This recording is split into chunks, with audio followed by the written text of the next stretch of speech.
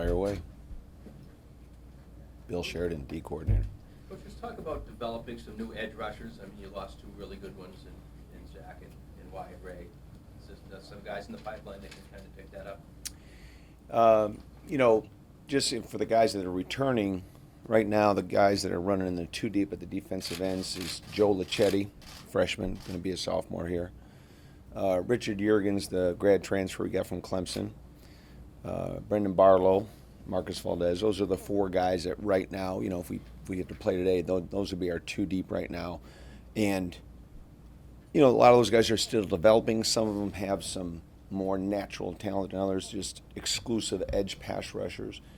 We do have some young guys that are coming in, some freshmen, you know, they're 4 days into camp, but a couple guys that are really easy to get excited about just based on what they've done in the first 4 days. So that's definitely, you know, something you need.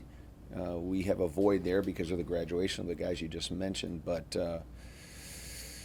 we're still developing there. And like I say, I think you maybe see some young guys, you know, showing up. They have already in a couple days in camp.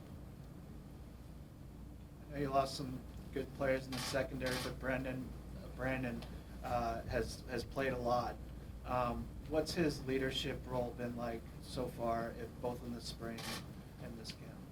It's a good question, and you know he's, you know, it's not like he's a fifth-year senior. He's still got some playing time ahead of him. And I grabbed him the other day. It's interesting to say that. I mentioned to him, and I say this often to a lot of the players. You know, the greatest form of leadership is a performance, and so, you know, I don't think you have to be a guy who's, you know, barking all the time in practice or getting in guys' face, or I don't think you have to do that to be a leader. And his challenge will be to try to play better than he did a year ago. And he had a very, very honorable season last year for us. He started for us. He was our lone returning starter in the secondary. But like I say, I told him, I said, you don't have to do anything outside of your normal personality.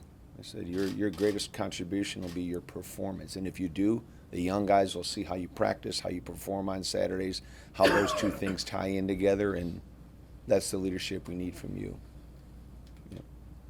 Coach, just in terms of developing these guys, especially in the secondary, getting new starters this year, can you just talk a little bit about how the culture has helped in that regard, the fact that there are guys that have graduated, now there are new guys that are stepping in, and maybe even the next crop for these younger guys to help out with? Yep. I'm going to kind of answer that like in a two-angled way, and tell me if I'm answering your question or not. First of all, the one nice thing about the way we practice is, you know, we run tempo offense, right, if you've ever seen us practice. So in normal practices, we run at least 100 plays in practice, you know, more than you would in a conventional game. And so we're able to rep minimum 3 deep into that, right? So even Johnny, the freshman, is getting 30-some reps every single day in practice, which a lot of people who don't practice with the tempo that we do, they don't get that. They might be getting 15 reps a day, and your ones might be getting 30 or 25 reps. But we run so many plays. The young guys have a chance to show in camp, am I worthy of a 2-deep spot?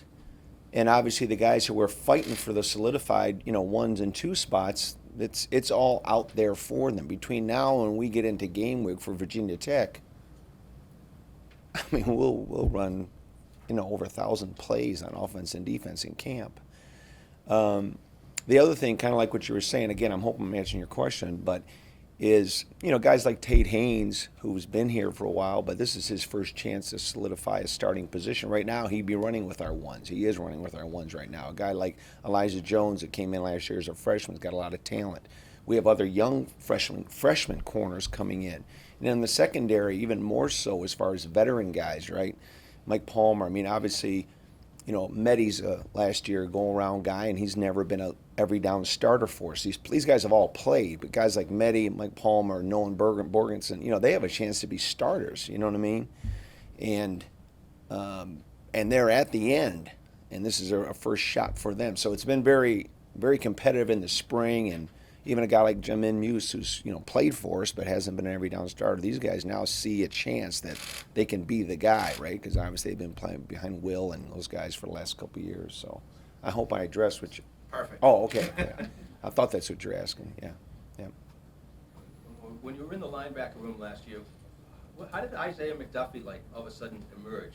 I mean, he was behind Kevin Bletzer, and then all of a sudden, he's just this phenomenal outside linebacker. Well, that's a good question. And first of all, Ricky Brown, our special teams coordinator, he coaches that position, that Sam position, right? That's the first and second down nickel position, right? When we go on third down, Eric Lewis should be coaching that position. But on first and second down, that Isaiah McDuffie position, we call him the Sam. Ricky Brown coaches him, and he did a fantastic job with him. And you know, it's like a lot of young guys. Like, he has talent, obviously. He's a very good player. He's definitely one of our best defensive players. And it's just a matter of time of him getting on the field and getting reps and getting comfortable with the calls. You know, sometimes, and our freshmen right now are experiencing it, that, you know, you get a little paralyzed when the volume of the installation starts mounting up on you. And it's already, we're 4 days into it, and there's freshmen out there right now that are swimming. But, you know, for Duff, he just needed to get reps and get out there and get familiar with how to play the techniques, and his natural ability took over. And again, Ricky did a good job of giving him an opportunity to do that with Kevin, and he ended up, you know, skyrocketing out of the position. Yeah. I know he's been hurt, but and you know, he's behind a lot of guys. But in general, what have you seen from Jason Maitri? You know, when he came into the program, I know when he first got here, he was making some plays in practice and stuff like that. But what do you see out of him in the future? That's a good question. I'm excited, and he's been practicing. You know, I mean, no, you're saying he had been nicked up, right? But he's out there now, and he has talent. There's no argument there. He's got genetic talent. He's young, in all kinds of areas of being young, you know, inexperience on the field. And as he matures from the neck up and from just volume of play getting, he's going to get better and better because he has talent. He'll contribute this year for sure. So, right, he kind of, you know, you kind of look at that when they get out for a while with an injury, right? They're out of sight, out of mind kind of, but he's done a nice job in the first couple of days of camp. He is a talent, and I would foresee him contributing this fall. To what extent will be up to him, honestly. Yeah. I know it's been only 4 days of camp, but what are some bright spots that you've seen so far from the defense? Outstanding coaching is what you should come to practice. The coaching is incredible. No, that's a good question. You know, because we're so familiar with the guys that we have all the time, like the guys we had in the spring, you know, unless one of them is just significantly different from what they're in the spring. I mean, they've all gotten better. Our guys have trained their tails off in the spring. So we're a thicker, bigger, stronger looking team just as we walk out on the field. But, you know, their improvement's not going to be as pronounced as a guy that maybe we haven't seen, like the freshmen when they come in.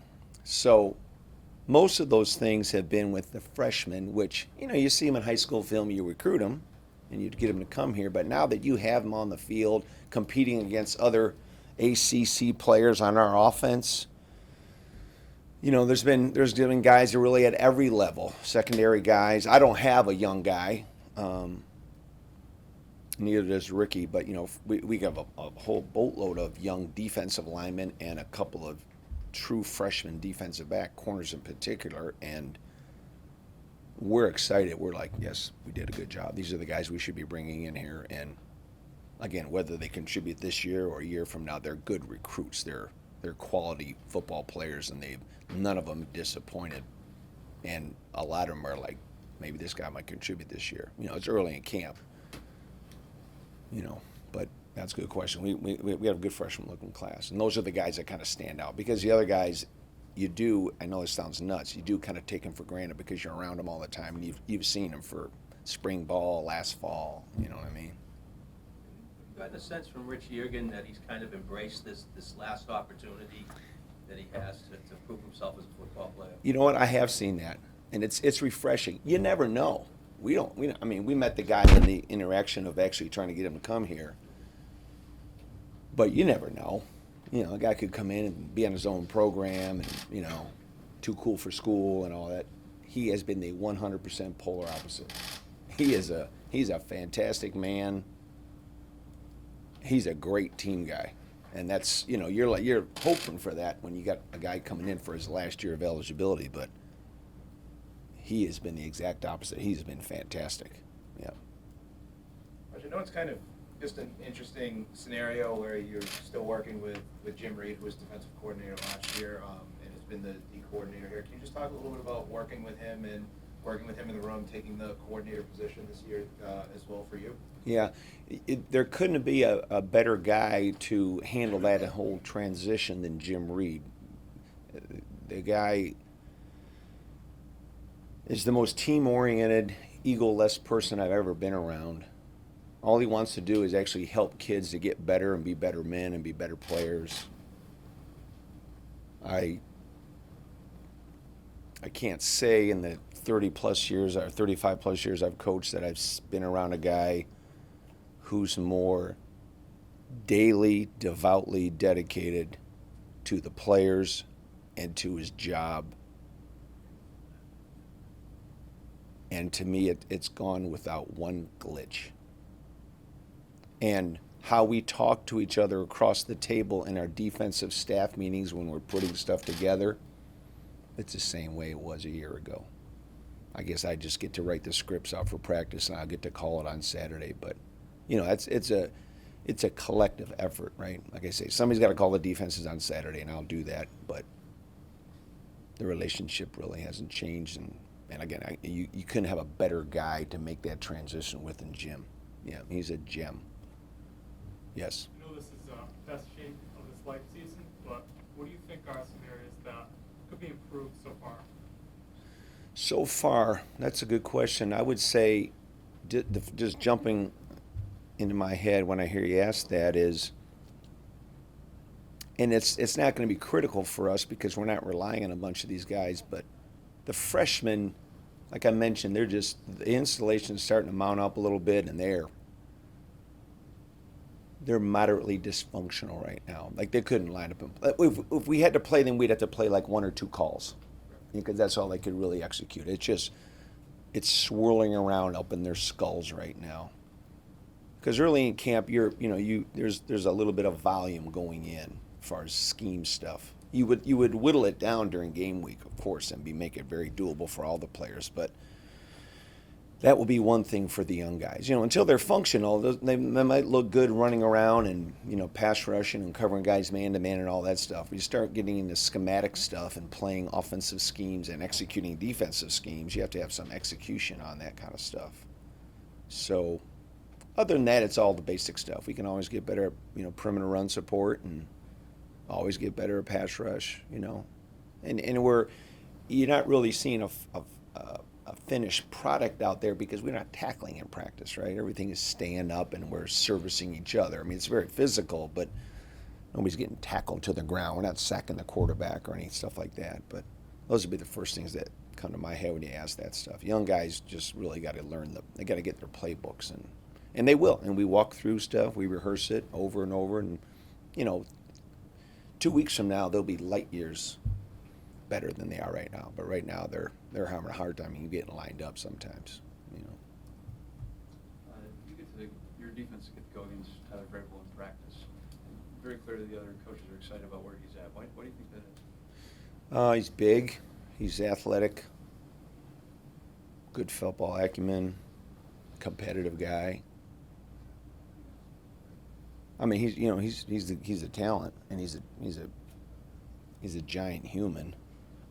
So all the things that you'd look for in a good offensive tackle, and I know he's an infant in his college career, so he's only going to get better. But yeah, he's got talent, and he's a large man, so he's a good run blocker and hard to run around in pass protection. Good to go. Thank you. Thank you.